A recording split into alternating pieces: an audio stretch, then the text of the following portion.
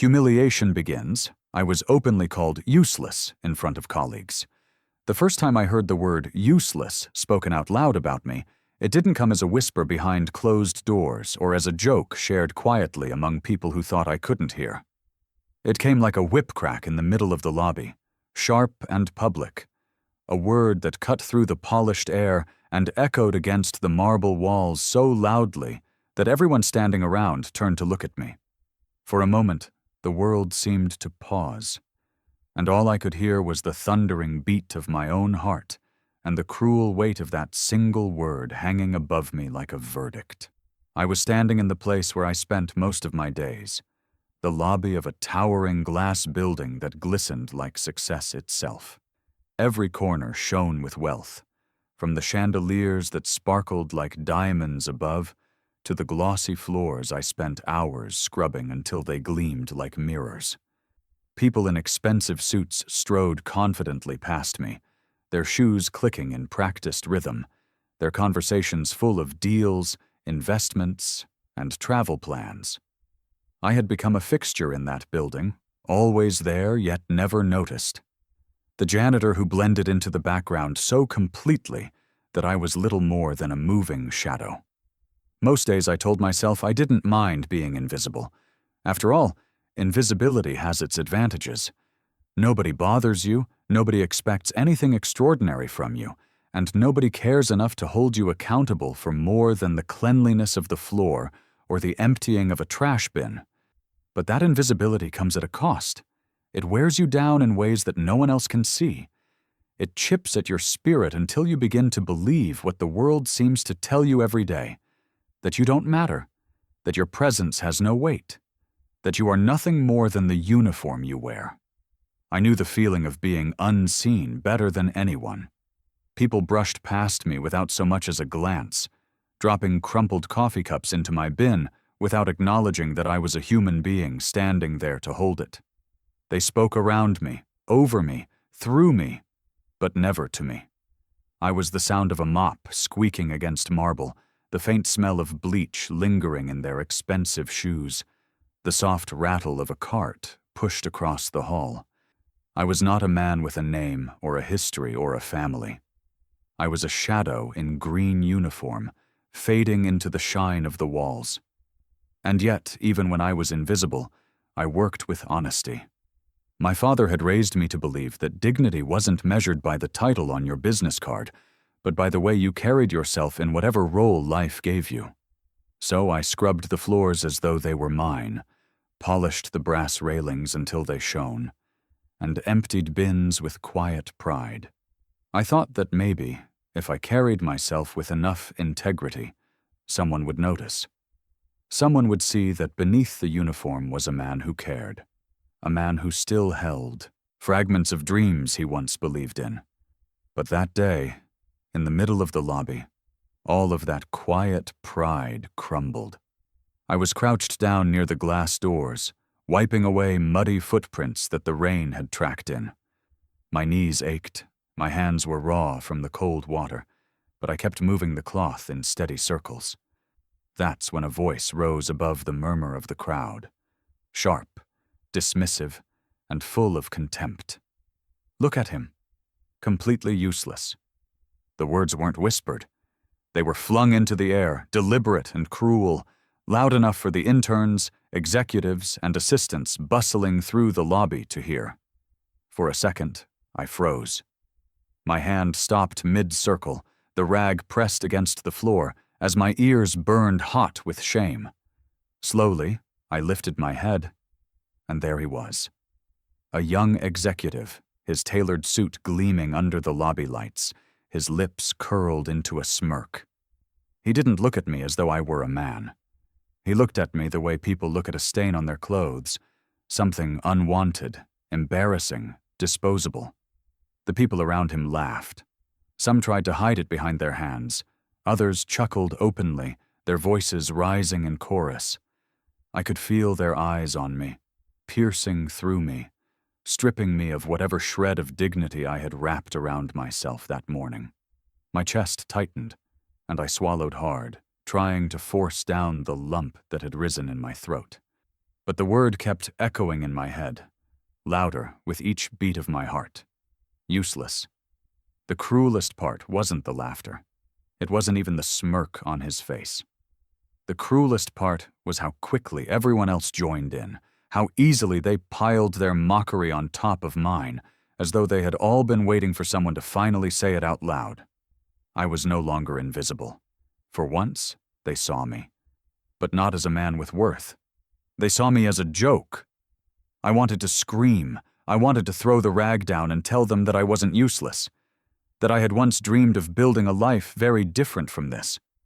I wanted to remind them that I was not always the man crouched on a marble floor, but the words lodged in my throat, trapped by years of silence and swallowed bitterness. My mouth stayed shut, my head lowered, and I went back to scrubbing the floor as though the tears burning in my eyes were just another stain I needed to erase. That night, when I finally made it back to my tiny apartment, I couldn't shake the word from my head. Useless. I stood in front of the cracked mirror above the sink, staring at my reflection, wondering if maybe they were right. My hair had thinned, my hands were rough and cracked, my shoulders slumped from years of bending. Was this all I had become? Was this all I would ever be? As I stared into the mirror, a memory surfaced, a flashback so vivid it felt like someone had pulled me backward in time. I was a boy again, sitting in the garage beside my father. He was fixing an old bicycle, his hands steady, his eyes focused. He looked at me and said, "Son, you've got the patience of a craftsman. One day, you'll build something that lasts," I had believed him then. I had believed I was destined for more than just survival. I had dreamed of opening a repair shop, of working with my hands, of creating instead of cleaning. But dreams collapse quickly when life demands payment. My mother's illness had drained every dollar I saved. The loans had swallowed me whole, and little by little, the man who once dreamed became the man who scrubbed floors for a living. I thought about that boy all night, the boy who believed he mattered, the boy who believed in himself, and I wondered what he would think now if he saw the man I had become, mocked, humiliated, called useless in front of everyone. My chest ached with the weight of that thought, and for the first time in a long time, I let myself cry. The next morning, I put on my uniform again. I pushed the cart into the lobby, nodded at the security guard, and went back to wiping away the stains left by people who would never know my name. But something had shifted inside me. The word useless still echoed in my head. But now it wasn't just an insult. It was a fire, small but growing, burning in the hollow spaces where my pride had once lived. Because deep down, I knew one thing with certainty. They were wrong. They didn't know my story. They didn't know the man behind the uniform. They didn't know that humiliation, once endured, can become the sharpest kind of fuel. And as I knelt there, rag in hand, pretending not to hear the whispers that still lingered around me, a quiet thought settled in my mind like a promise. But one incident turned their laughter into my fuel. I existed like a shadow. No one saw me beyond the mop. Every morning, before the sun fully rose above the skyline and spilled its light into the glass towers of the city, I arrived at the building where I had become more fixture than man. The security guard barely lifted his eyes when I walked in, his pen scratching my name into the logbook without recognition, as though I were simply another item on his checklist: mop, bucket, bleach, and me. I stepped through the revolving doors into a lobby that gleamed like a palace. Marble floors reflecting the gold chandeliers, glass walls polished so carefully that they disappeared into air. I always wondered if the architects had designed it to make people feel powerful as soon as they walked in. Because it worked. For everyone. But me. While the executives arrived later in sleek black cars with tinted windows, stepping out in tailored suits and expensive perfumes that filled the air around them, I pushed my battered cart across those marble tiles, its wheels squeaking under the weight of my cleaning supplies. They came in with phones pressed to their ears, voices sharp with confidence, their words weaving numbers and deals like threads of silk.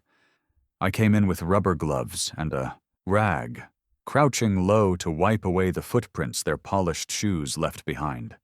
It always struck me, that contrast, how their presence left marks I was paid to erase, as though even the ground didn't want to hold on to them. There is a kind of loneliness in being unseen that is heavier than any physical labor. Day after day, I moved through the hallways like a shadow, opening doors no one noticed, cleaning up spills no one remembered, and vanishing into corners whenever the important people passed by. Their conversations floated above me, talk of vacations to tropical islands, deals worth millions, arguments over who deserved bigger bonuses. I listened silently, a ghost tethered to a mop handle, never invited to speak, never acknowledged except when something was wrong. To them, I wasn't a man who had lived, dreamed, and failed.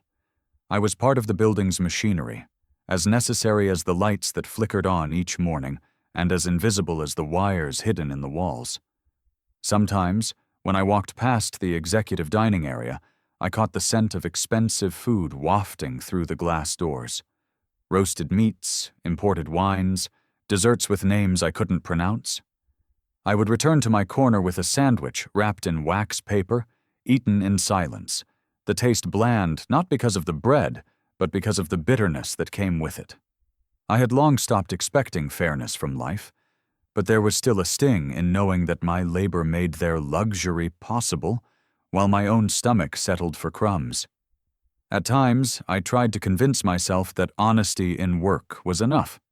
My father used to say that dignity was not about the size of your paycheck, but about the pride you put into what you did. So I mopped floors as if I were cleaning the steps of a temple, polished brass railings until they shone like new coins, and lined up chairs in conference rooms with the precision of an artist arranging his tools. Yet every evening, when I left the building and saw my reflection in the glass doors, I wondered if my father would even recognize the man I had become. Would he see integrity or just exhaustion? Would he admire my perseverance or pity the hollowness in my eyes? What broke me more than the labor was the silence. Days would pass without a single person looking me in the eye. I had become skilled at predicting footsteps, knowing when to step aside, when to flatten myself against the wall so I wouldn't disturb the rhythm of their world. My name disappeared from my own lips. Nobody used it here. I was "hey" or "excuse me," or most often nothing at all. There were times when I longed desperately for someone to greet me with sincerity, to ask how I was doing not out of politeness but out of genuine care. But those moments never came. My life was reduced to a collection of tasks. Empty the bin, scrub the stain, replace the soap dispenser. And when the task was done, I was dismissed from memory until the next need arose. Invisibility sounds peaceful until you live it. Then it becomes suffocating. It strips you of your identity until you begin to wonder if you are anything more than the work you perform. There were nights I lay in bed staring at the ceiling, asking myself if this was all I was meant for, to live quietly in the background of other people's stories, my own existence nothing more than the silent sweep of a mop across polished stone. My chest ached with the weight of that thought, and I often found myself biting back tears in the dark, ashamed of how small my life had become. The executives, in their sharp suits and glossy shoes, never knew this. They never imagined that the man bending to pick up their crumpled papers once dreamed of owning a repair shop, of using his hands to build instead of clean. They never knew that each time they brushed past me without a glance, they chipped away at a spirit already worn thin by years of disappointment. To them, I was as permanent and forgettable as the scent of disinfectant in the air. Yet there was something cruelly ironic in being invisible. The less they saw me, the more I saw them. While I scrubbed their meeting rooms, I overheard their whispered deals. While I emptied their bins, I glimpsed the papers they discarded without thought. While I polished their offices, I watched the way they treated one another. The arrogance, the betrayals, the fragile egos hidden beneath designer suits. And as much as they thought of me as nothing, I saw everything. I became a silent witness to their empire of greed, a ghost in green uniform carrying secrets no one knew I had collected. But none of that made the loneliness easier. There is a particular sting in knowing that your existence only matters when someone needs something from you. The weight of that silence grew heavier each day, pressing down on me until I could barely breathe. I began to move through the building like a man underwater, each step slow, each breath strained, each task mechanical. My life had become a rhythm of erasure, wiping away footprints, sweeping away crumbs, scrubbing away stains. It was as if I were constantly erasing evidence of others while leaving none of my own behind. And then came the day when invisibility was no longer enough for them. The day when they decided not only to ignore me, but to remind me publicly of how small they believed I was. That morning, I stood in the lobby polishing the brass handles of the main door, my reflection bent and twisted in the curved surface. I had almost convinced myself that I was content, that silence was preferable to mockery, that being unseen was safer than being ridiculed. But safety is a fragile illusion, and it shattered in an instant when a voice rose above the hum of conversation, sharp and merciless. It wasn't whispered in a corner.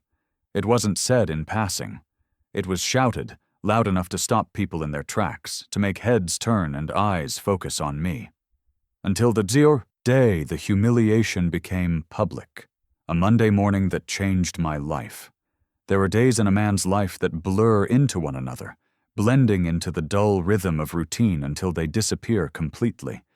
And then there are days that carve themselves so deeply into your memory that you can never forget them.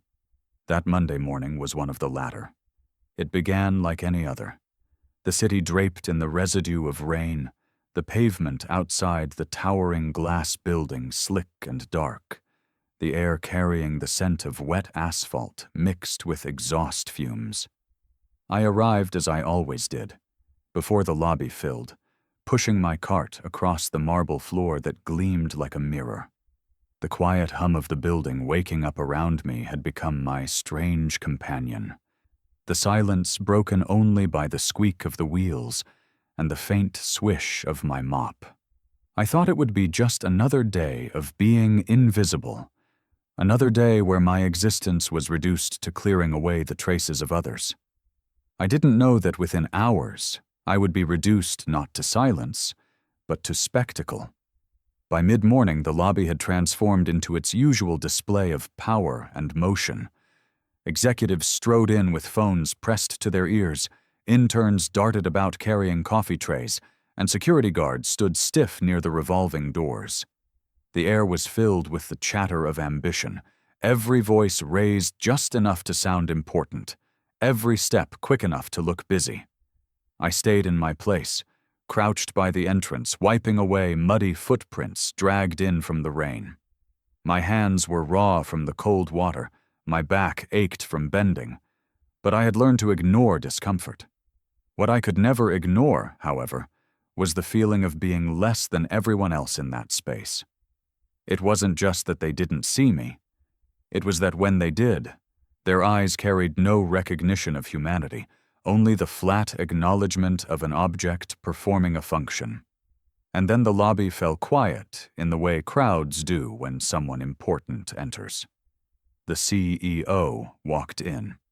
He was a man who carried himself as though the building had been built solely for him, his presence commanding attention without effort. His suit was sharp, navy pinstripe with a red silk tie that gleamed under the lights, and his shoes, Italian leather, polished to perfection, clicked against the marble with the rhythm of authority. People parted in his path, lowering their voices, straightening their postures, desperate to be noticed, desperate to remain in his good graces. I kept my head down, cloth moving in circular motions across the floor, hoping that, like always, he would pass by without even acknowledging my existence. But that morning, he stopped. I felt the shadow fall over me before I lifted my eyes, and when I did, I found him standing there, towering above me with a look that was not anger, not even disdain, but something sharper. Amusement. His lips curled into a smirk, and his voice cut through the lobby with deliberate cruelty. "Clean my shoes," he said. The words were simple, but their weight was immense. They landed in the air like a stone breaking the surface of still water, sending ripples of shock across the lobby. Conversations halted mid-sentence. Footsteps slowed. And for the first time in months, every pair of eyes turned toward me. It wasn't the kind of attention I had longed for. It was the kind that stripped you bare. I felt my stomach drop, my throat tighten, and the blood rush hot into my face. I stared at the shoes he thrust slightly forward. Shoes that were barely marked by the rain, their shine dulled only by a few specks of mud. They did not need cleaning. This was not about shoes. This was about power, about reminding everyone watching that in the hierarchy of this gleaming empire, he stood untouchable at the top, and I was nothing more than the man kneeling at his feet. The laughter began slowly, a few stifled chuckles at the edges of the crowd, then spreading like fire as more people realized what was happening. I heard the whispers, the snickers, the mocking comments disguised as jokes. "Look at that," someone said. "Perfect job for him." Another voice chimed in. "Guess that's all he's good for." The humiliation grew heavier with each word, pressing down on me until I could barely breathe. I saw interns nudging one another, executives smirking with satisfaction, and then, the sound I dreaded most, the sharp click of a camera phone capturing the moment. My shame was not just public now, it was permanent, destined to live on in photographs and whispered stories long after the mud had been wiped away. Inside me, something roared. Rage surged like a storm, so powerful it made my hands tremble. Every fiber of my being screamed to stand up, to throw the rag in his smug face, to walk out and never return. I wanted to shout, to tell them all who I really was, what I had once dreamed of, how I was more than this. I wanted to take back my dignity in a single act of rebellion, to let the fury that had been festering for years finally explode. But then another voice rose inside me. Softer, steadier, one I knew well. It was my father's voice, echoing across time. I remembered him sitting at the edge of his bed after long shifts at the factory, his hands rough with calluses, his face lined with exhaustion, telling me that a man's worth is not measured by how others treat him, but by how he responds. Dignity, he said, is not given by the powerful, it is chosen by the powerless. In that moment, his words became an anchor, pulling me back from the edge of rage. The battle inside me raged on, anger clawing at my chest, pride demanding I resist, while dignity urged me to hold steady. My breathing was uneven, my palms sweaty against the rag. But slowly, I forced myself to stand taller within my crouch, to lift my chin just enough that my eyes met his. He smirked still, expecting to see me broken, expecting me to lash out and prove his superiority. Instead, I inhaled deeply, steadied my voice, and let calm mask the fire inside. "I will," I said, my voice quiet but clear, carrying through the stunned silence. Gasps rippled through the crowd, not because of my words, but because of the composure with which I spoke them. I reached down and lifted my rag, pressing it gently against the leather of his shoes. My hands shook at first, but then steadied, moving in deliberate circles, not rushed, not sloppy, but careful. I cleaned them as though they were priceless artifacts, each movement measured, each stroke precise. The laughter grew at first, fueled by the absurdity of what they were witnessing, but then faltered, replaced by an uneasy hush. Some smirks faded, some whispers died away, as though they realized that what had begun as humiliation was becoming something else entirely. As I polished, I felt every gaze burning into me.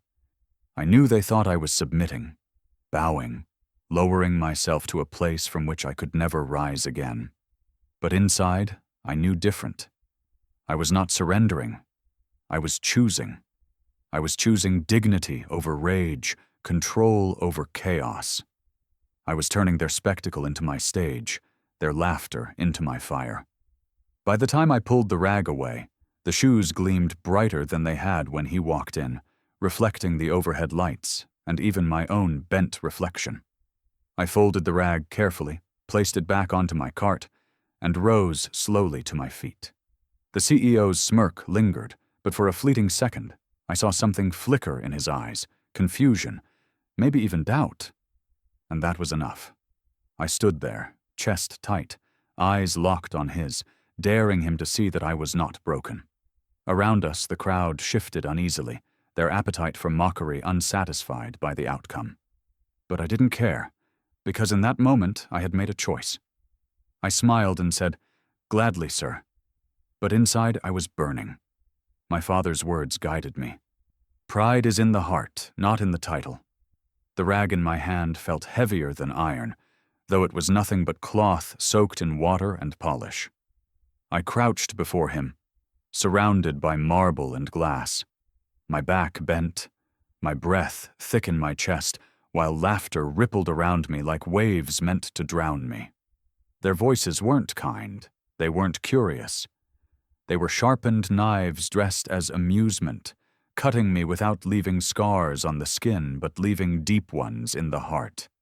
Each chuckle, each whisper, each click of a camera made me want to throw the rag to the floor and rise, to shout that I was more than this, that my life had once held dreams brighter than the glare of these chandeliers. But instead of letting rage consume me, another voice pushed through the noise, one I had carried since childhood, one I had tried to bury yet found myself clinging to in the very moment they wanted to strip me of everything. I could see my father again, seated at the small wooden table in our modest kitchen years ago, his hands stained with grease from the factory, his shirt damp with sweat. Yet his eyes calm, almost noble. He would sit across from me after long shifts, holding a cracked mug of tea, and when I asked him why he endured so much without complaint, he smiled with a weariness that somehow still carried pride. "Because pride is in the heart, son, not in the title," he told me. "You can clean floors and still stand taller than men who walk across them. Dignity isn't given. It is carried inside." Those words wrapped around me that morning in the lobby like a shield, steadying my trembling hands and quieting the storm inside me. I lowered the rag to the CEO's shoe. To the onlookers, I must have looked like a man surrendering, a man stripped of every shred of self-worth. But inside, something unexpected happened. With every careful circle of that rag, with every smear of mud that disappeared under my touch, I felt control returning to me. I wasn't cleaning his shoes to honor him. I wasn't kneeling because I believed I was beneath him. I was choosing this moment, choosing to endure without breaking, choosing dignity where they expected rage. In that choice, I discovered a strength no one watching could understand. The executives who lingered near the elevators smiled cruelly, their arms crossed, their bodies angled to enjoy the spectacle. Some of them whispered to each other. Their words carried just far enough for me to hear. "Pathetic," one said. "Knows his place," another muttered. The interns giggled nervously, pulling out their phones to capture the scene, eager to turn my humiliation into their entertainment. Every snap of a camera was a reminder that they believed I was a joke, an image to pass around when their day grew dull. Yet the more they laughed, the calmer I became. Because I knew the truth. Humiliation, though sharp and stinging in the moment, fades like smoke, but dignity, chosen deliberately, carried silently, endures. I thought of my father's funeral, standing by his grave as rain soaked through my jacket. the preacher's words blurring into the sound of falling water.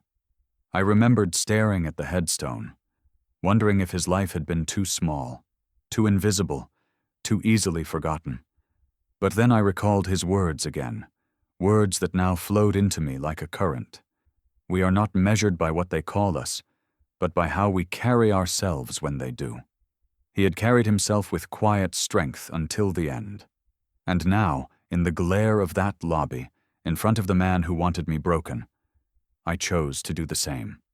The rag moved slower now, not from hesitation but from intent. I polished the leather until it gleamed so brightly that even the CEO's smirk flickered for the briefest second. Perhaps he expected me to falter, to lash out, to crumble. Perhaps he thought my silence was submission. But as I folded the rag carefully and placed it back on my cart, I lifted my head and let my eyes meet his with steady calm. I didn't glare, I didn't smile, I simply looked, and in that look, I told him silently that he hadn't won. Humiliation is a wound, but it is not fatal unless you allow it to fester. Rage is a fire, but it burns its master before it harms its enemy. Dignity, though quiet, is a blade hidden in plain sight. That morning I realized that by choosing dignity, I was not shrinking, I was sharpening. They believed they were laughing at my end, but I knew this was only the beginning. The whispers in the lobby continued as I rose to my feet, my knees aching, my palms raw from gripping the rag too tightly. I pushed my cart toward the storage room, the sound of its squeaky wheels echoing against the marble. Behind me, I could still hear their laughter, their whispers, their mockery. But strangely, it no longer pierced me. Instead, it fueled me. Each insult became another spark feeding the quiet fire that now burned steadily inside me. I had been invisible for so long, unseen and unacknowledged, but that moment had thrust me into their gaze. And though they thought they had humiliated me, they had given me something else entirely: purpose. Invisibility had once felt like a curse, a slow suffocation of the soul. But now I began to see it differently. Being invisible meant I could listen without being noticed, observe without being questioned, learn without being watched. They dismissed me as nothing more than a janitor, a background figure in their world of glass and steel. They never realized that a man who is ignored has the power to see what others hide. That was the gift humiliation gave me. The understanding that invisibility, when carried with dignity, could become a weapon. That's when being invisible became my weapon. Invisibility gave me access. I overheard what others weren't meant to hear. In the days that followed the humiliation in the lobby, I carried myself differently. Not visibly so. No one would have noticed it in the way I walked or how I pushed my cart through the polished corridors, but something inside me had shifted. My rage had burned into resolve, and my silence had hardened into awareness. I began to pay closer attention to the details others ignored, because while they still treated me like furniture, I had discovered the power of being invisible. I could stand in a room, mop in hand, and hear conversations no one else was supposed to hear. I could pick up fragments of whispers, strayed documents, hurried phone calls. And slowly, piece by piece, I began to realize that behind the glass walls and marble floors of this building, something rotten was festering. It began one late evening, long after the executives had filed out, their perfume still lingering faintly in the air. I was emptying bins near the executive lounge, dragging the bag from its steel frame, when I heard voices from the conference room next door. They weren't speaking in the polished, performative tones executives usually used in front of an audience, but in the low, clipped voices of men who thought no one was listening. Their words were muffled, but a few phrases cut through the hum of the air conditioning. Offshore transfer, shell accounts, avoid detection. I froze, bag still in my hands, my pulse hammering in my ears. I wanted to believe I had misheard, that these were harmless financial terms beyond my understanding, but the way they said them, urgent, conspiratorial, hushed, made my stomach tighten. I pressed myself against the wall, holding my breath as though even the sound of breathing might betray me. One of them muttered about moving it before the auditors catch on, and another hissed back, "It's already done." My hands trembled around the plastic bag until it crinkled, and I panicked, thinking they had heard me. But the voices carried on, their confidence resting in the assumption that janitors don't count, that men like me don't listen or understand. When they finally left, their polished shoes clicking down the hallway, I remained rooted in place, my mind racing. Offshore accounts, auditors, shells, fraud. The words looped in my head like a haunting refrain. I knew just enough to know that this wasn't about routine business. It was about deception, the kind that could collapse companies and ruin lives. I returned to my duties that night with shaking hands, my rag sliding across glass without rhythm. Every sound startled me. Every shadow seemed heavier. Fear gnawed at me, warning me that knowledge was dangerous. But curiosity dug deeper, whispering that I had been handed a secret that could not be unseen. Over the next few weeks, I noticed details I would have overlooked before. A shred of paper half caught in the bin, the corner still visible. Words like unreported and liability scribbled in red ink. Receipts tossed into recycling bins that didn't match official budgets. Envelopes marked confidential with seals broken, discarded carelessly as if someone trusted that no one would care enough to piece the story together. I began to gather these scraps in my mind, holding them like puzzle pieces I wasn't sure I wanted to fit together. One night, in the copy room, I paused while wiping the counters and saw the shredder still warm, the bin beneath it overflowing with paper strips. On impulse, I reached in and pulled out a handful. The pieces were jagged, sentences cut into fragments, but words leapt out nonetheless. Compensation adjusted, consulting, private transfer, and a name I recognized, the CEO's. I shoved the shreds back into the bin as the door handle rattled, nearly dropping the cloth in my panic. My heart thundered as an assistant entered, too distracted to notice me, flipping through her phone while I slipped quietly out of the room. The more I tried to ignore it, the more the building whispered back at me.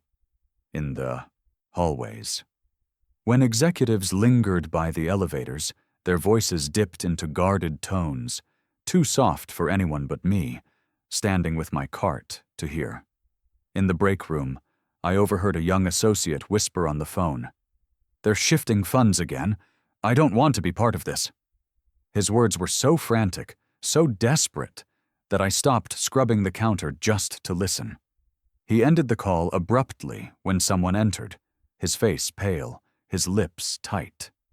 I found myself haunted by the duality of my position. To them, I was invisible, a shadow, a pair of hands with a mop, a nameless body to sweep up the evidence of their excess. But invisibility was no longer my curse. It was my advantage. Because when no one sees you, no one hides from you. They spoke freely in my presence, as if I were deaf. They discarded carelessly in my presence, as if I were blind. But I heard, I saw, I remembered. My fear and curiosity wrestled constantly. At night, I lay awake staring at the ceiling, wondering if I should walk away from what I was learning, if I should bury it like so many of my own dreams had been buried. But then I remembered the humiliation of that morning in the lobby, the smirks and laughter, the way the CEO had looked at me as though I were less than human. The rage that I had held back then now simmered quietly beneath my ribs, urging me not to look away this time. I had swallowed their cruelty in silence, but I would not swallow their corruption. It wasn't only scraps of paper or overheard whispers. Sometimes it was body language, the way two directors froze when they saw each other in the corridor, exchanging a glance sharp with suspicion. Sometimes it was the absence of evidence, reports that should have been filed but weren't, meetings held behind closed doors late into the night. Each clue by itself might have meant nothing, but together they painted a picture I could no longer deny. Still, I knew that knowledge without proof was nothing but noise.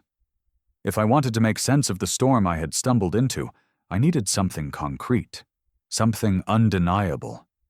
That need began to consume me, driving me to linger longer in rooms I had already cleaned, to peer into bins I should have left untouched, to pause by doors when I should have walked on. The fear never left me. Fear of being caught, fear of being silenced, fear of what might happen to me if they realized the janitor knew too much. But curiosity was stronger, and perhaps something deeper too.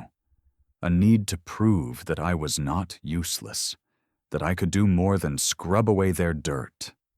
Then came the night that would tip everything into motion.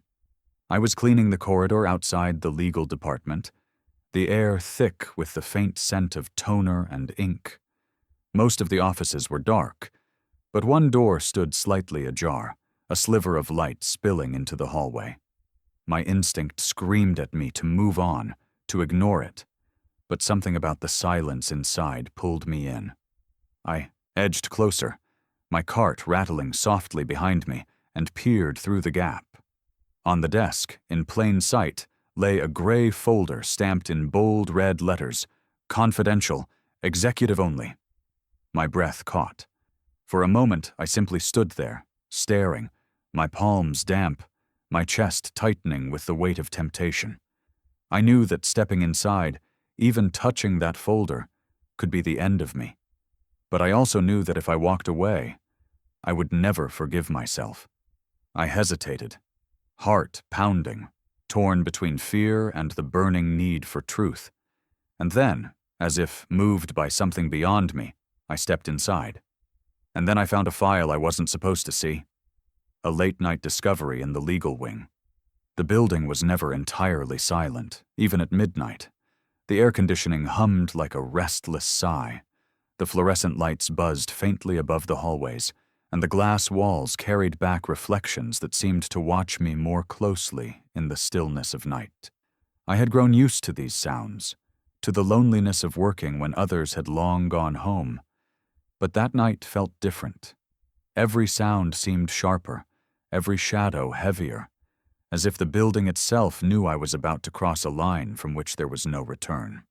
I was pushing my cart past the legal department, the wheels squeaking against the polished floor, when I noticed one of the office doors left slightly ajar. A thin blade of light stretched across the corridor, cutting through the dim glow of the hallway bulbs. Normally, I would have ignored it.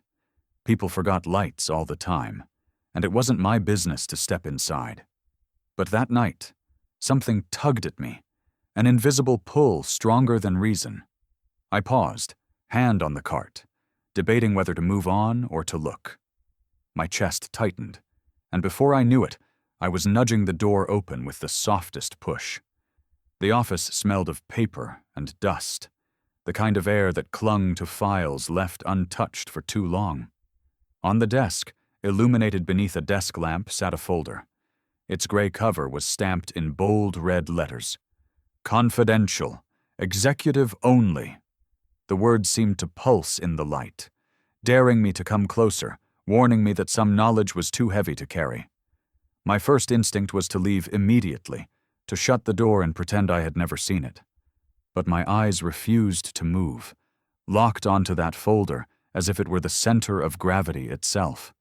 I stepped inside, my heart hammering so hard I could hear it in my ears.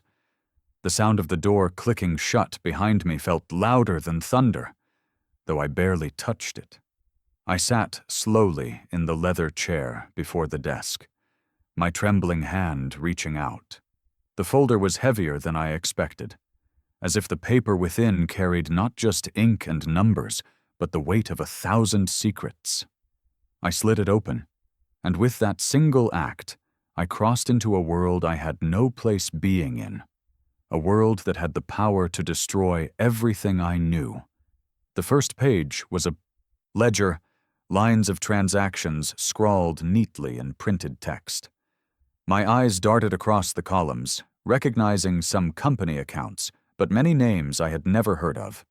Offshore transfers, shell accounts, payments hidden beneath codes and vague descriptions like consultancy fees and marketing adjustments.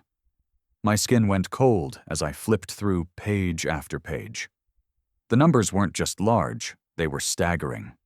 Millions, shifted quietly, disguised with precision, concealed with the kind of confidence that comes only when you believe no one will ever look too closely. The next set of documents tightened the knot in my stomach.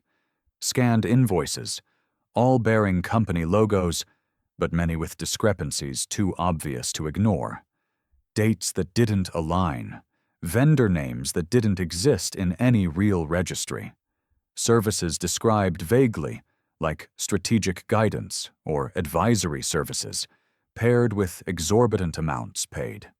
And then, tucked into the back of the folder, an internal memo chilled me to the bone.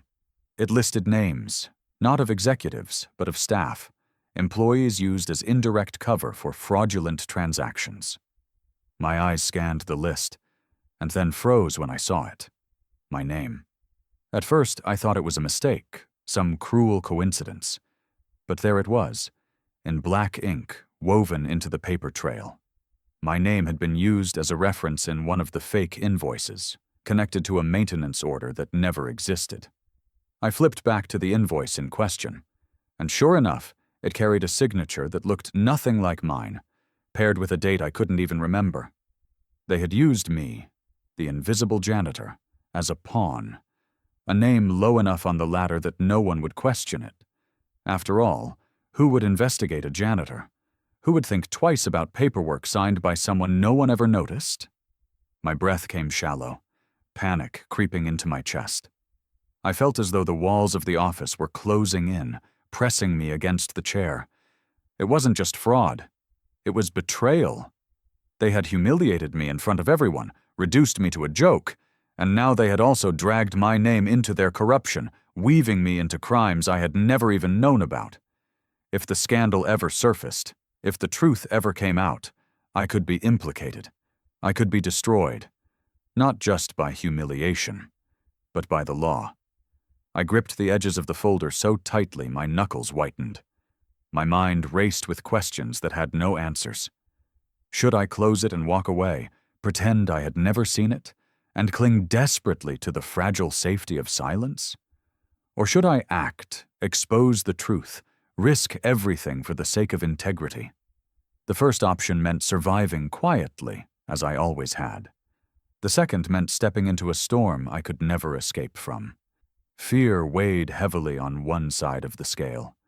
I thought of my family, of bills already stacked on the kitchen counter, of the fragile thread by which our lives hung. If I became entangled in this mess, if they blamed me, everything would collapse. I would lose the little I still had. But then another voice rose within me, quieter but stronger, the echo of my father's words. Pride is in the heart, not in the title. I remembered him telling me that dignity is not about what you do, but about how you do it, and that truth matters even when no one else wants to hear it. I sat there trembling, staring at the evidence spread before me, my eyes burning with unshed tears. I had spent years invisible, dismissed as useless, and yet in this moment, invisibility had given me the power to see what others had tried to bury. But power without courage was nothing, and courage meant sacrifice. Could I do it? Could I choose to act, knowing it might cost me everything? I closed the folder slowly, my decision unresolved but the weight of it pressing deeper into my chest. I tucked it back exactly where I had found it, careful not to leave a trace of my presence. My hands shook as I rose from the chair, pushing it gently back into place. The silence of the office was unbearable, pressing against my ears like a scream. I stepped toward the door, my breathing shallow, desperate to escape the suffocating weight of the secrets I had uncovered. And then I froze. From the hallway came the faint creak of footsteps, deliberate, steady, growing louder with each second. My heart stopped, my palms slick with sweat. Someone was coming. Panic surged through me, and I glanced wildly around the office, searching for a hiding place, but the room was too exposed. My only option was to stand still, feign innocence, and pray they hadn't noticed the trembling in my hands or the guilt written across my face. The footsteps halted right outside the door. The air seemed to thicken, every second stretching into eternity. A shadow shifted under the crack of light. And then, without warning, the doorknob rattled gently, as if someone were testing it.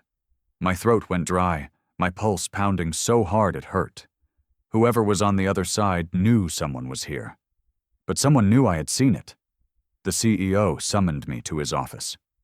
The morning after I had discovered the confidential folder, I tried to carry on with my routine as if nothing had changed. But the air around me felt heavier, as though the building itself was now watching my every step. Each sound echoed louder. Each reflection in the polished glass seemed sharper, and every whisper in the corridors felt as though it was meant for me.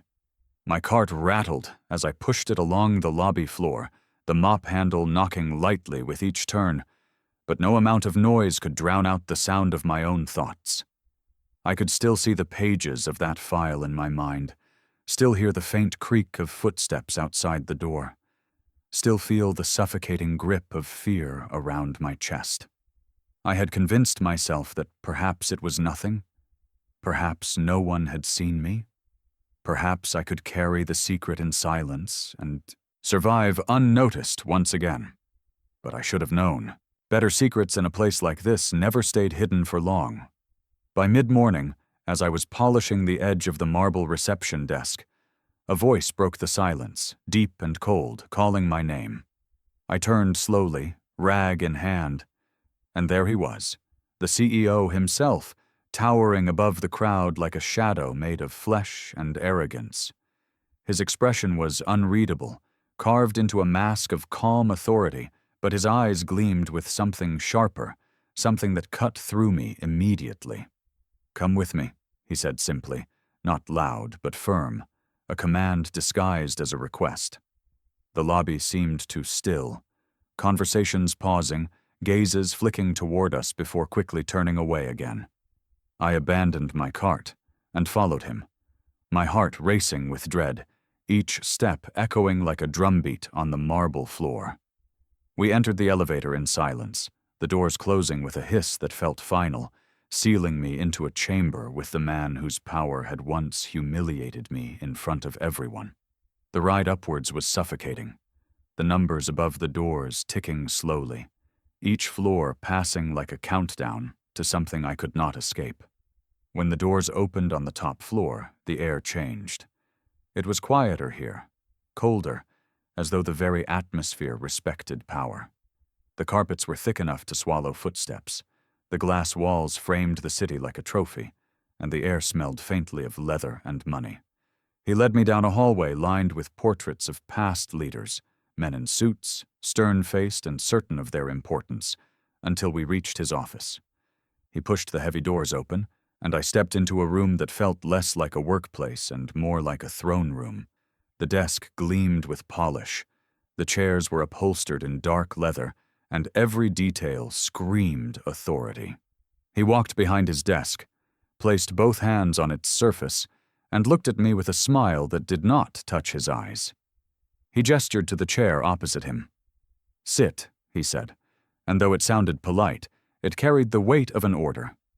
I sat slowly, my palms damp, my pulse racing so fast I thought it might betray me. He leaned back in his chair, folding his hands together, his gaze never leaving mine. For a long moment the silence stretched, filling the room until it felt unbearable. Then he spoke. "I hear you've been curious," he said, his tone smooth, almost conversational. "Curious about things that do not concern you. Files, meetings, matters far above your position." He leaned forward slightly, his eyes narrowing. "Tell me, do you know what happens to people who forget their place?" I swallowed hard, trying to steady my voice. "I didn't go looking for anything. I just found something I wasn't meant to see."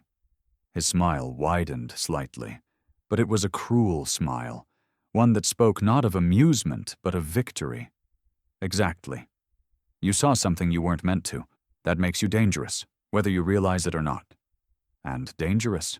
People, well, they don't last long here.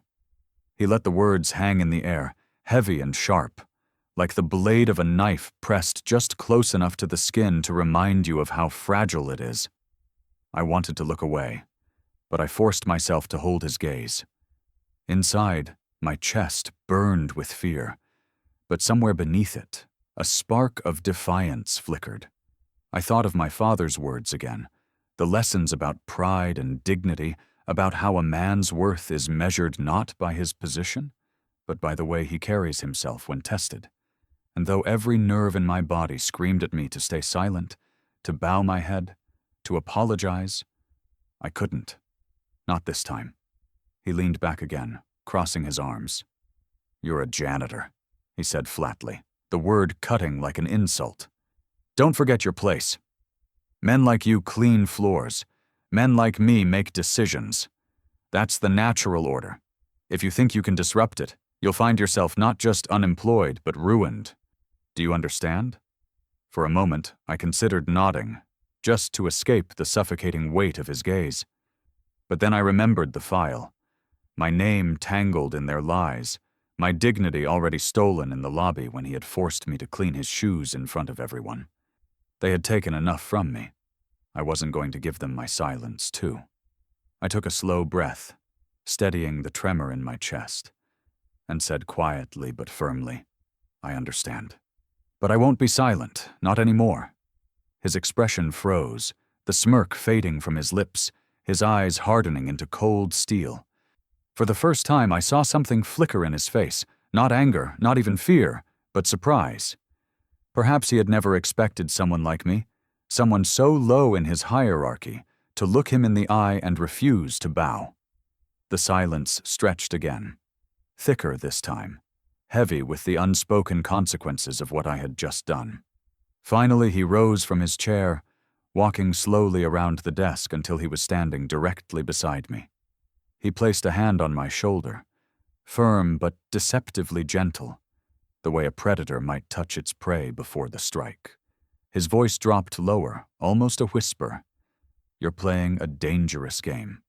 And games like this have consequences. If you think dignity will protect you, you're wrong. Dignity won't pay your rent. Dignity won't keep your family safe. Dignity won't stop me from erasing you if I choose to." He squeezed my shoulder slightly, the pressure sharp enough to hurt. "Think very carefully before you make your next move." I sat still, my body rigid, my heart pounding so loudly I thought he might hear it. But I didn't flinch. I didn't look away.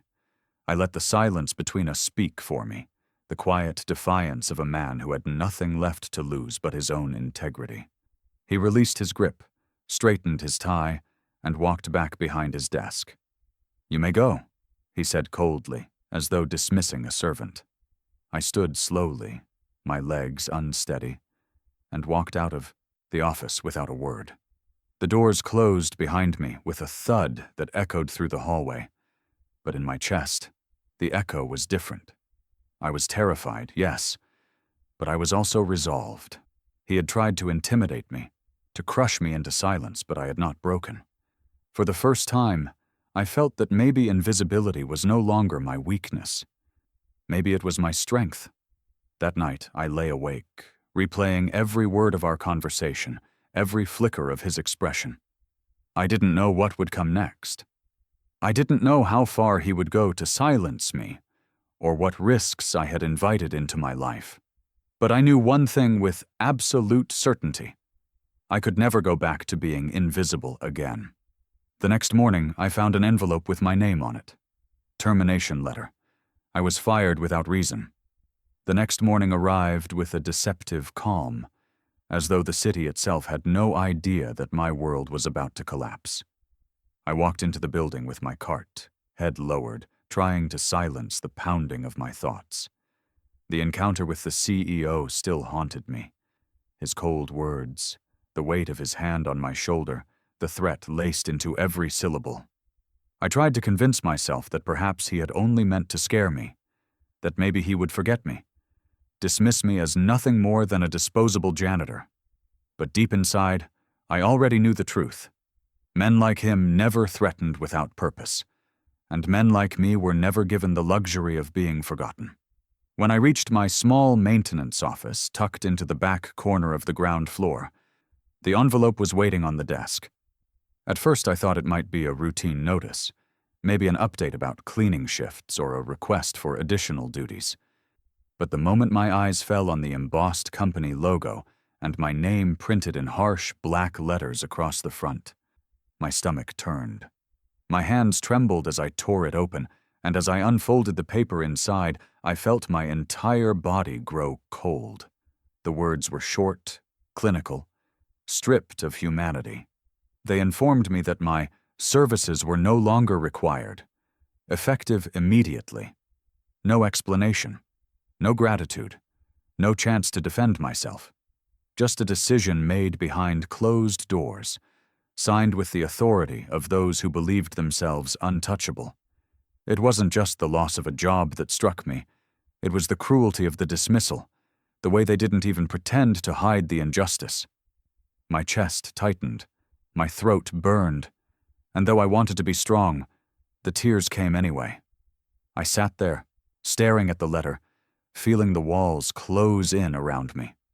My mind raced with the practical consequences. The rent due in 2 weeks, the groceries we barely managed to keep stocked, the medical bills still unpaid. Fear gripped me harder than humiliation. This wasn't just about pride anymore. This was about survival. And the cruelest part was knowing that I hadn't failed because of incompetence or neglect. I had been fired because I dared to know the truth. When I finally stumbled back home that evening, letter clutched in my fist, the silence of my family spoke louder than any words. My wife sat at the kitchen table, her face pale, her eyes hollow with quiet worry. She didn't ask what had happened. She saw it in my expression before I even opened my mouth. Our children sat in the living room, their voices hushed. Too young to understand the weight that had just fallen on us, but old enough to sense the fear in the air. I placed the letter on the table, and for a long moment we just stared at it together. My wife reached out, her hand brushing against mine, steadying me without a word. That silent support broke me more than any accusation could have. I wanted to be strong for her, to promise her that everything would be fine, but I couldn't lie. My voice cracked as I whispered, "They fired me."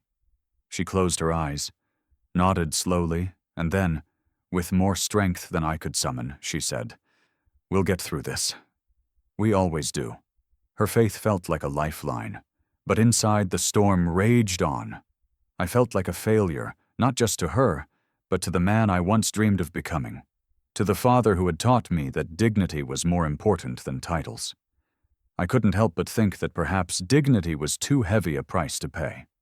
Yet, even in that darkness, one thing anchored me: the file. I still had it. Hidden carefully, locked away in my old satchel, the folder marked "Confidential, Executive Only." It felt like the last fragment of power I possessed, the only weapon against men who had stripped me of everything else. I would take it out late at night, spread the pages across the table, and read them again and again, trying to make sense of the numbers, the names, the codes, offshore accounts, bribes disguised as consultancy fees, invoices for services that had never been delivered. Each page was a piece of a puzzle too large for me to solve, yet I knew it was explosive. It wasn't just fraud, it was rot at the core of the company, and now I was the only one holding proof of it. But with that power came a fear so deep it gnawed at me constantly. What if they discovered I still had it? What if they came after me not just with threats, but with consequences far worse?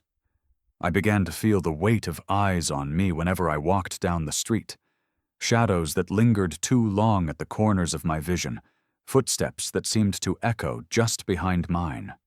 Whether real or imagined, the fear followed me everywhere. At night, lying awake while my family slept, I wrestled with the same unanswerable question. What should I do with the file? I could hand it to the authorities, but would they believe a fired janitor over a powerful CEO? I could try to leak it to the press, But what if they dismissed me as a bitter, disgruntled worker seeking revenge? Worse, what if the company retaliated and destroyed us completely? The moral dilemma crushed me. Silence meant complicity, but speaking up meant risking everything we had left. There were moments when despair nearly consumed me. I would sit alone, staring at my children's sleeping faces, and wonder if I had doomed them by refusing to stay invisible. I thought of the nights I had scrubbed those marble floors, invisible to the world, and how I had once believed that invisibility was my curse. But now I realized it had also been my shield. By daring to be seen, I had invited a storm into our lives, and I didn't know if I had the strength to withstand it. Still, each time I thought of giving up, I remembered the CEO's words in his office. "You're a janitor. Don't forget your place." Those words burned in my mind like a brand, fueling something inside me that even fear could not extinguish. Perhaps I was just a janitor, but I was not useless. I had proof, and with it, I had the chance to turn their arrogance against them.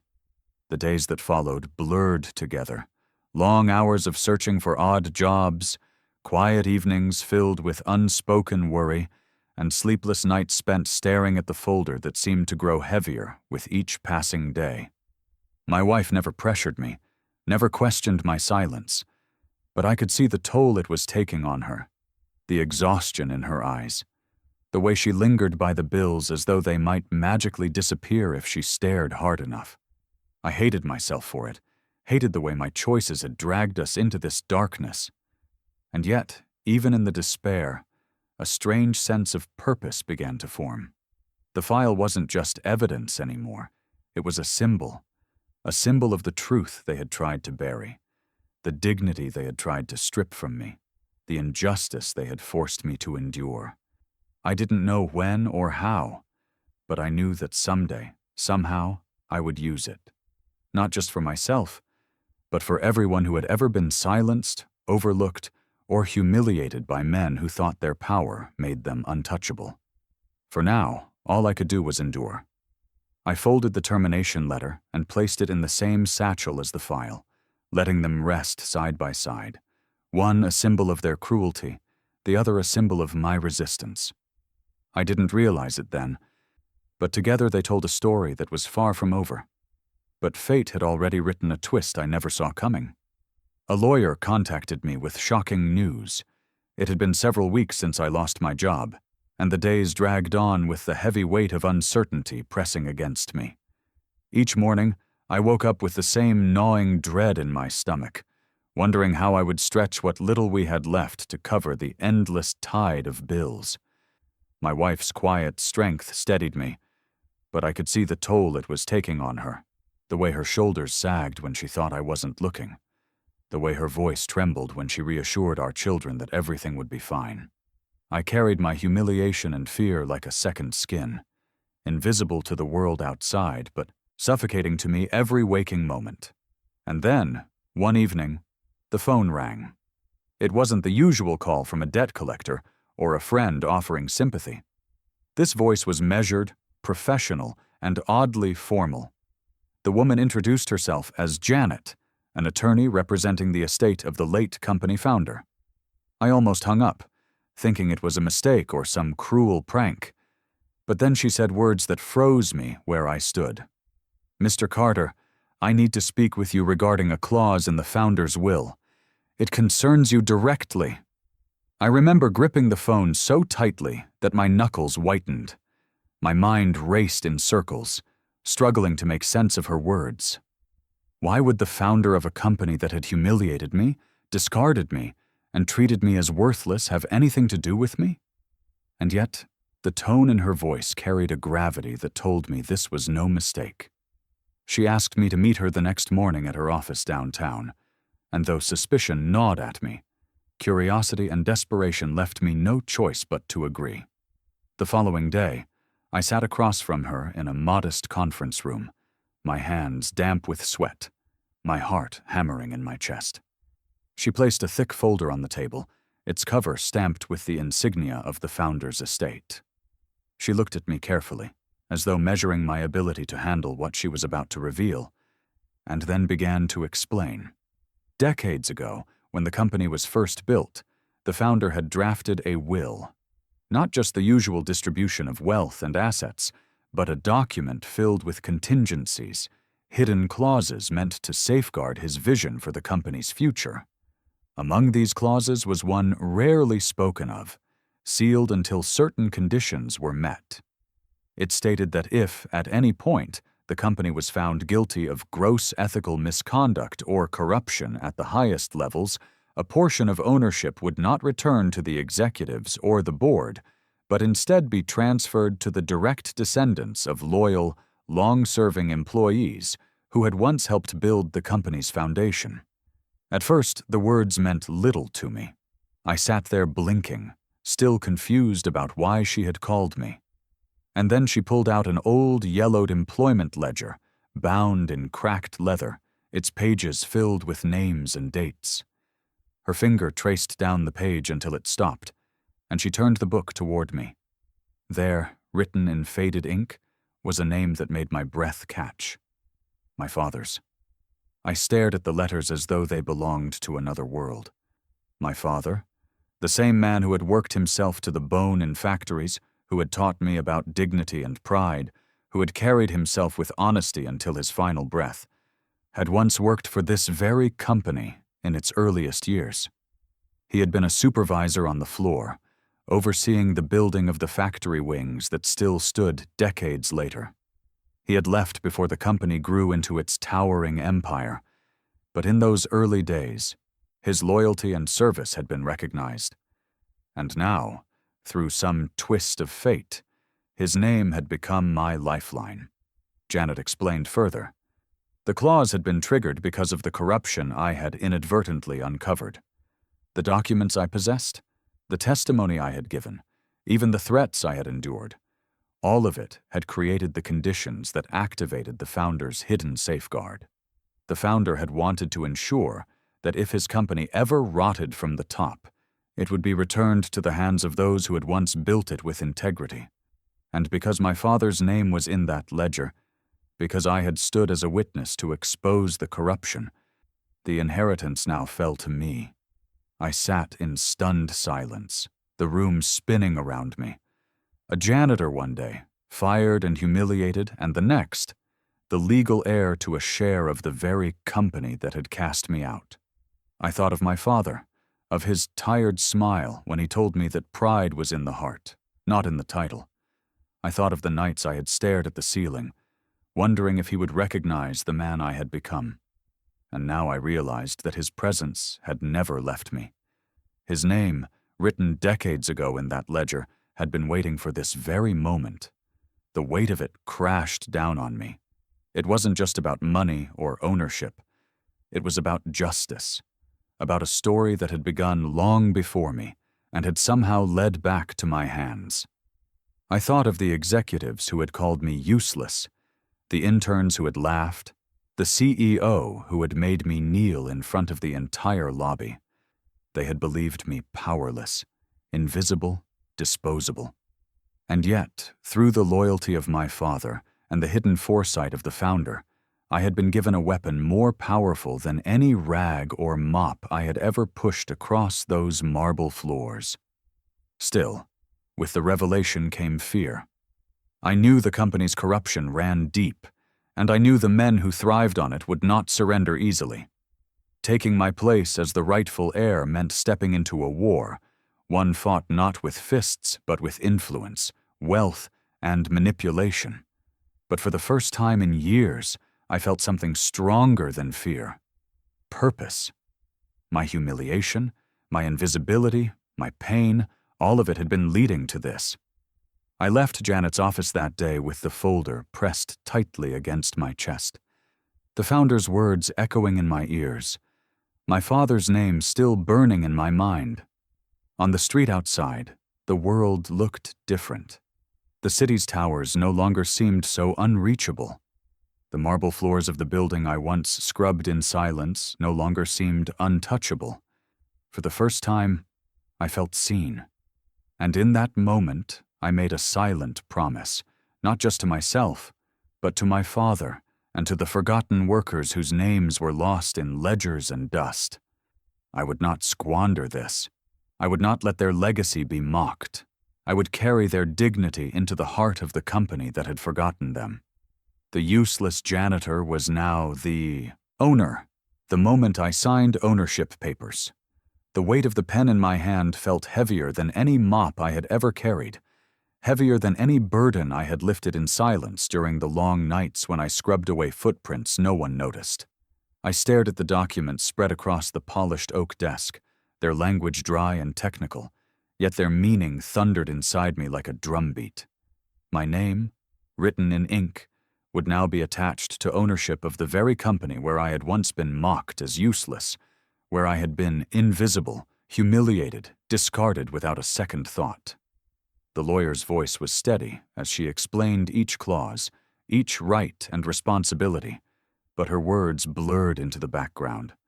All I could hear was the echo of the past, the sneers, the laughter, the smirk of the CEO as he ordered me to polish his shoes in front of an audience. And now, here I was, holding the power they thought I would never touch. When I pressed the pen down and signed my name, the air in the room seemed to shift.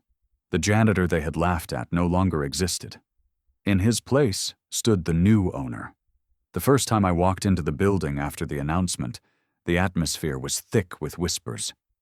The marble lobby that had once been a stage for my humiliation was now a stage for their shock. Employees froze mid-step when they saw me, eyes widening, conversations halting in unfinished sentences. Some looked away quickly, ashamed perhaps of the way they had once laughed. Others stared openly, their faces twisted with disbelief, as though the laws of the universe had somehow been broken. For years I had been invisible, my presence barely noticed, except as a target of mockery. Now every eye followed me. Every whisper carried my name. I could feel the tension ripple through the corridors as I moved, the weight of the janitor's uniform still lingering in their memories, even as I wore a suit that didn't quite feel like mine yet. They remembered me pushing a cart, collecting trash, scrubbing stains from the floor. They remembered their jokes, their smirks, the photos taken at my expense. And now those same people were forced to look at me with a new awareness. I was the man who held their future in his hands. Inside me, a storm raged. I had dreamed of this moment in secret during the loneliest nights, imagining what it would feel like to stand above those who had looked down on me. Part of me wanted to taste vengeance, to see their faces burn with shame, to use my new power to humiliate them as they had humiliated me. The temptation was sharp, intoxicating, a voice whispering in the back of my mind, "Now it's your turn." But then another voice rose above it, quieter but steadier, the voice of my father. His words returned to me as vividly as the day he first spoke them.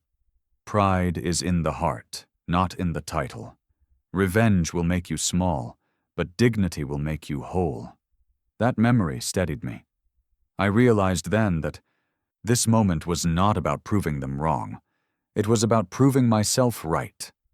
The company had been rotting from within, not just through financial corruption, but through arrogance, cruelty, and disregard for the very people who kept its heart beating. If I reduced myself to vengeance, I would only continue the cycle. If I chose dignity, I could turn humiliation into reform. I called the first board meeting not in the grand conference room on the top floor, but in a modest hall that could hold every department head and a group of workers as well. They filed in slowly, uncertain, their eyes darting toward me as though unsure how to approach. The air was heavy with unspoken questions. Was I here to punish? To dismantle? To rule with an iron fist? I waited until the last chair was filled before I stood. "I know what you see when you look at me," I began, my voice steady though my chest pounded. "You see the man who cleaned your floors. You see the one you ignored, the one you laughed at, the one you thought would never matter. And you're right. I was invisible. But it was in that invisibility that I saw everything. I saw how people were treated when no one was watching. I saw cruelty passed off as culture, corruption disguised as business, arrogance worn like a crown. And I will tell you this now. Those days are over. The room was silent. Some stared down at their papers, others shifted uncomfortably. A few leaned back with arms crossed in defiance. I pressed forward. This company will no longer reward arrogance and mock humility. It will no longer silence the voices at the bottom while feeding the egos at the top. We will build something different, not because it's easy, but because it's right. And if that makes some of you uncomfortable, then perhaps it's time to ask why. It wasn't a speech crafted by consultants or written for applause. It was raw, born from years of swallowed humiliation and silent observation. And as I spoke, I felt the shift in the room, small but real. Some eyes softened, some postures eased. Perhaps not everyone believed me yet, but the seed had been planted. In the days that followed, I walked through the building not as a distant figure locked behind glass doors, but as a presence in the hallways, the cafeterias, the break rooms. I sat with the maintenance crews, asking about their lives, listening to stories no one else had cared to hear. I spoke with assistants who had carried the weight of their departments while being treated as afterthoughts. I met with teams late into the night, not to dictate, but to understand. Slowly, word began to spread. The man they had called useless was building something new, not out of revenge, but out of dignity.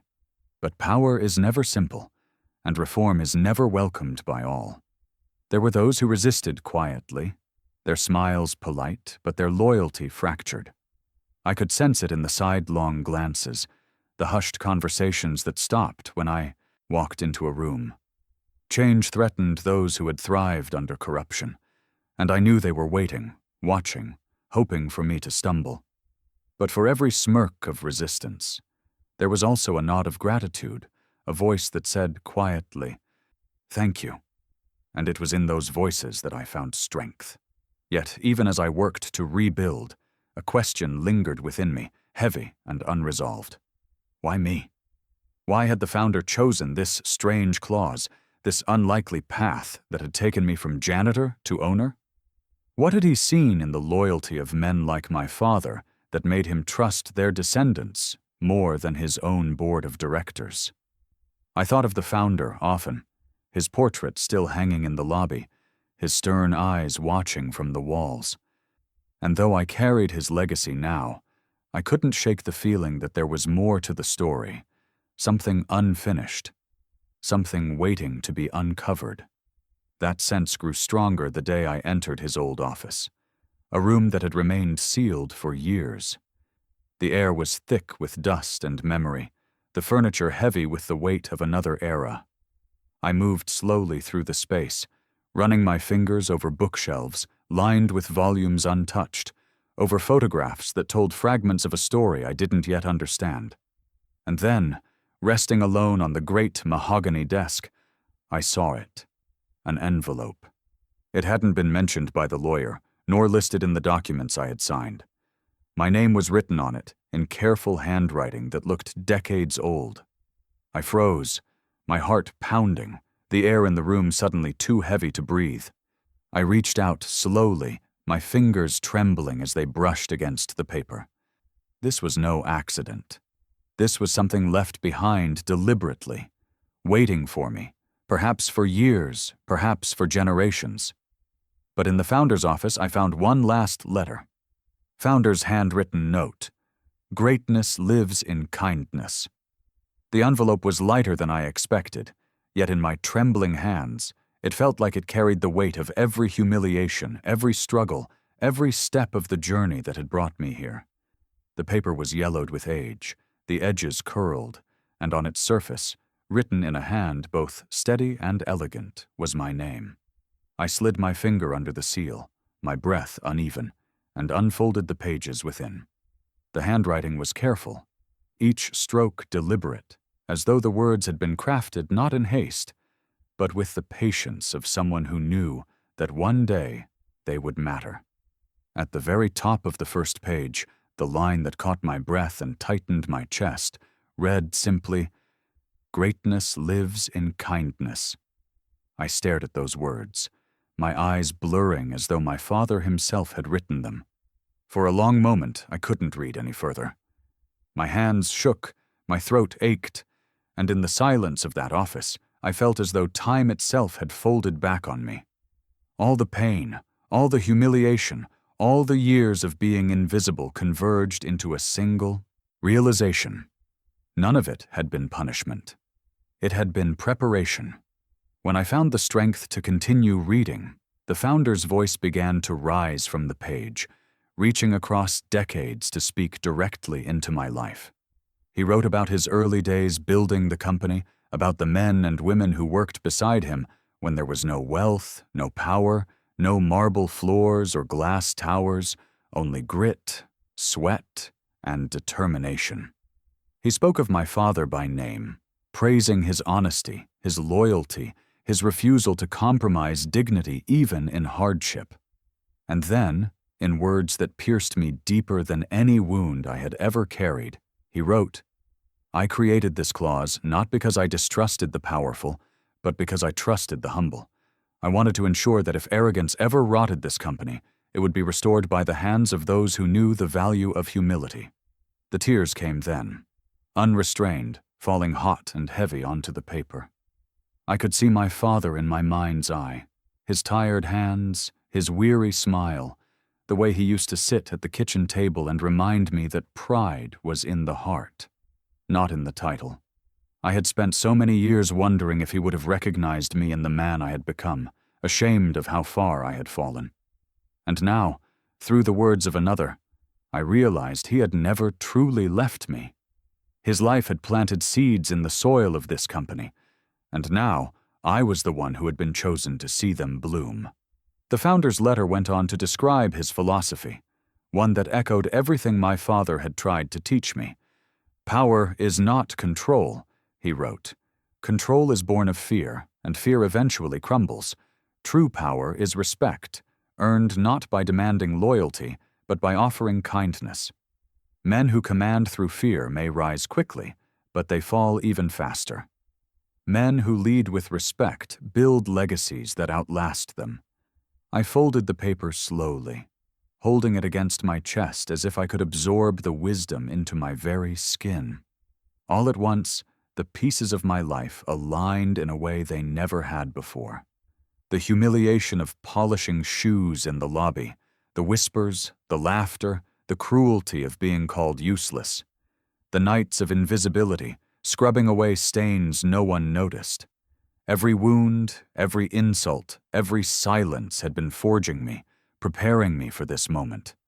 It was not meant to break me, but to shape me into someone who understood that greatness was not in the titles, or the wealth, or the control, but in the kindness that outlasts them all. As I sat in that office, surrounded by dust and memory, I felt an overwhelming peace settle over me. For the first time, I no longer wanted revenge. I no longer craved the satisfaction of seeing those who had mocked me kneel before me. Instead, I wanted to honor the men and women who had been invisible like me, whose names had been forgotten, though their labor built the foundation. I wanted to honor my father, who had carried his dignity to his grave. I wanted to honor the founder, who had trusted that one day kindness would return to the heart of his creation. In the weeks that followed, the letter became my compass. I framed the phrase, "Greatness lives in kindness," and placed it in the lobby, where once I had been humiliated. I watched employees pause, read it, and walk on in silence, some with thoughtful expressions, some with softened eyes. It became more than a motto. It became a reminder that respect was no longer optional, that cruelty would no longer be culture, that dignity was not reserved for the powerful alone. When I walked through the halls, I no longer carried the bitterness of the past.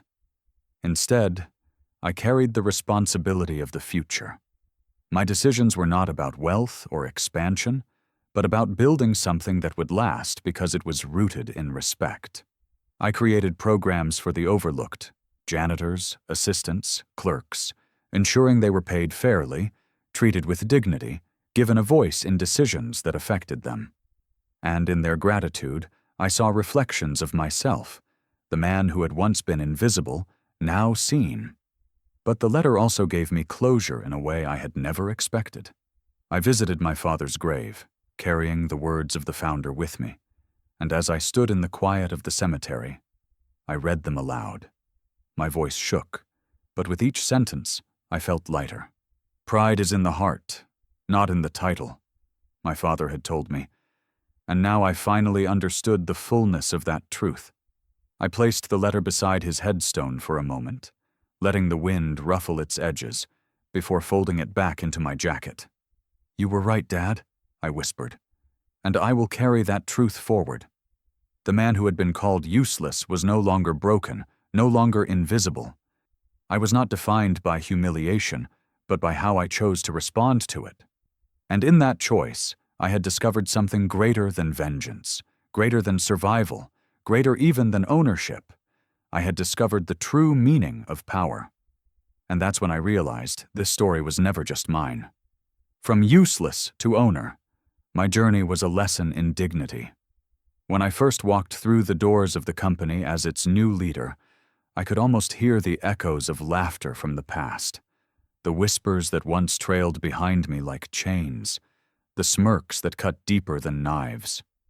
I remembered every step I had taken pushing that cart, every late night spent scrubbing the marble floors, every insult hurled carelessly as though I were less than human.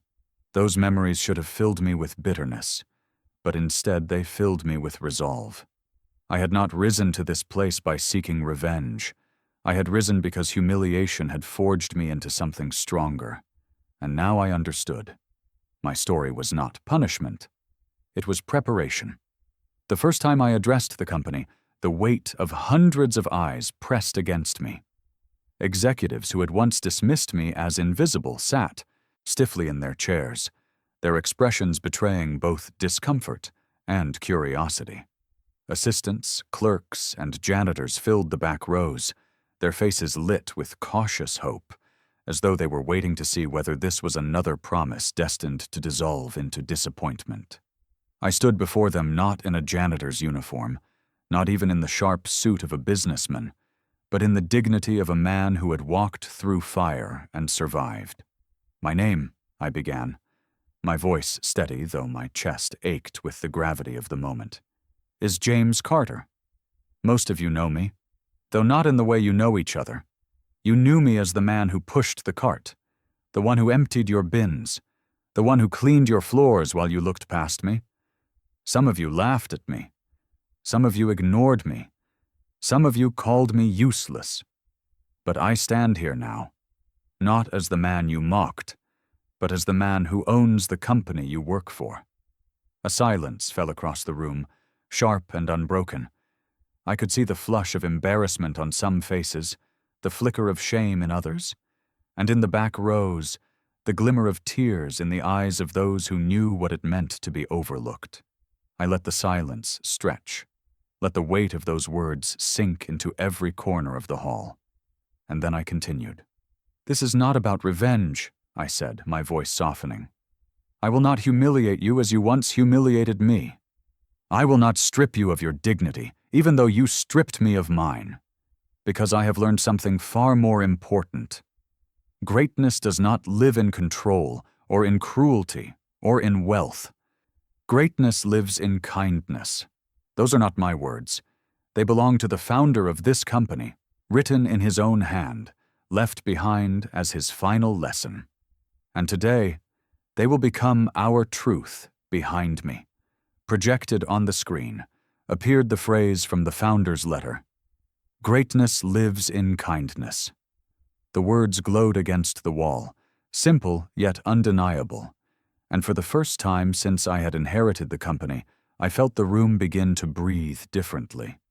Those at the bottom sat a little straighter, their faces lifting with cautious belief.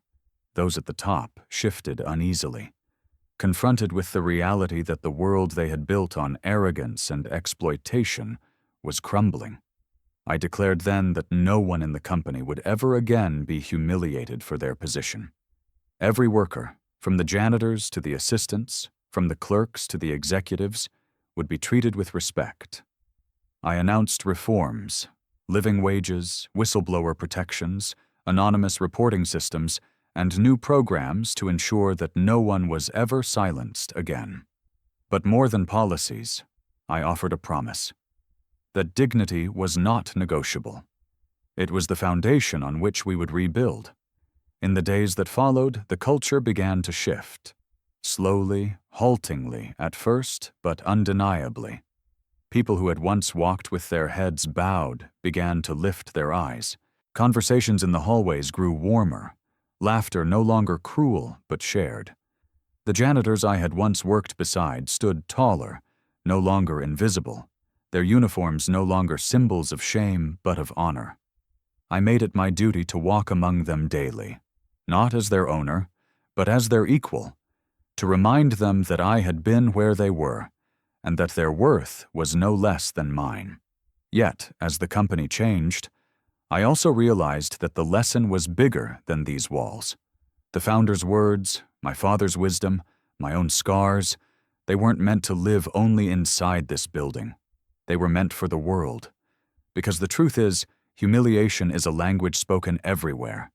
In offices, in schools, in homes, people are laughed at, ignored, called useless, and left to feel invisible. And if my story proved anything, it was that humiliation can either destroy you or prepare you for greatness. The difference lies in how you choose to carry it. I began to speak beyond the company.